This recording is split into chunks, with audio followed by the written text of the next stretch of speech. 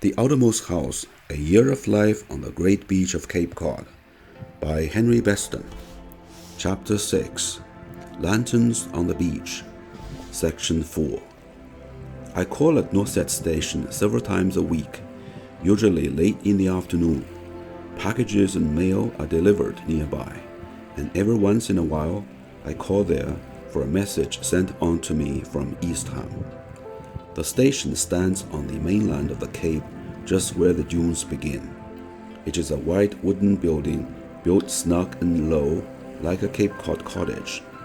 Indeed, it rather resembles a Cape cottage in its design. On the ground floor is the boat room, a kitchen dining room, a living room, and the captain's quarters. On the floor above are two dormitory spaces. From the west dormitory, a ship's ladder leads through a trapdoor to the tower. My neighbors of Norset live there much as men might on a small vessel.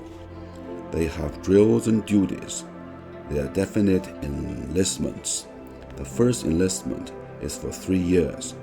Their paydays, their service discipline, their uniforms, and days of leave. Breakfast at 7, drills in the morning, surfboat drill today, resuscitation drill or blinker or flag drill tomorrow, dinner at 11, tower watch in turn through all day, sleep and recreation in the late afternoon, supper at 4:30, then sundown, night, and the long miles of loneliness and ocean. In winter, the guards wear a uniform of dark navy blue and a blue flannel shirt.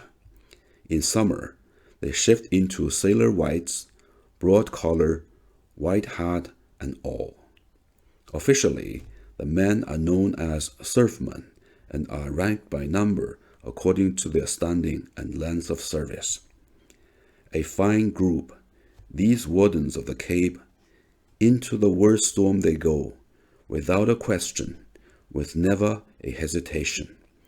A storm in which life would seem impossible. The door clangs behind them. The sleet screams at the windows.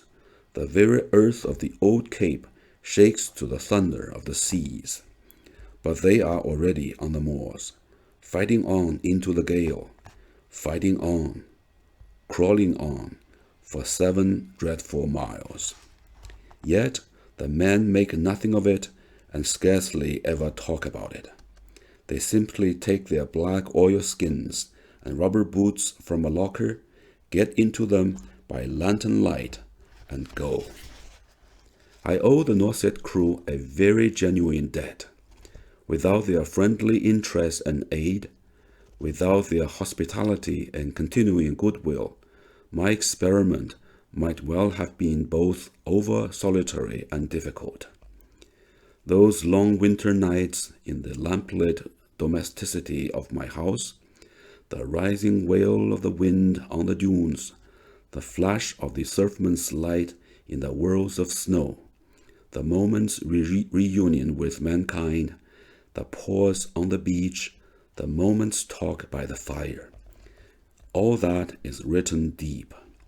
The winter long, in foul weather, I kept a night lamp burning in a window and a pot of coffee a simmer on the hearth. Sometimes I heard steps on the little deck of the forecastle. Sometimes no one came, and the light guttered out unvisited in the dawn. The majority of my neighbors are of Cape Cod stock, born of Cape blood and reared in the Cape atmosphere. Even men who have never been to sea have an instinctive turn for the sea and the ways of ships. But these wardens of the Cape are not sailors ashore. They are surfmen. The name is a wise one. Men of the great beach, inheritors of a long local tradition concerning surf and all its ways. These men have heard the roar of the great beach sounding about their cradles. As I have already written, the sight of the surf in a great gale on the Cape is a spectacle of mingled exultation, magnificence, and terror, while to venture it in a boat would strike any landsman as a lunatic performance. On such occasions, the sound, traditional surf knowledge of Cape men comes into play. Captains of Coast Guard crews here choose their launching ground, choose their moment, choose their wave. All together now, go! And out she runs, the captain standing astern, facing the breakers and steering, the men pulling for their lives.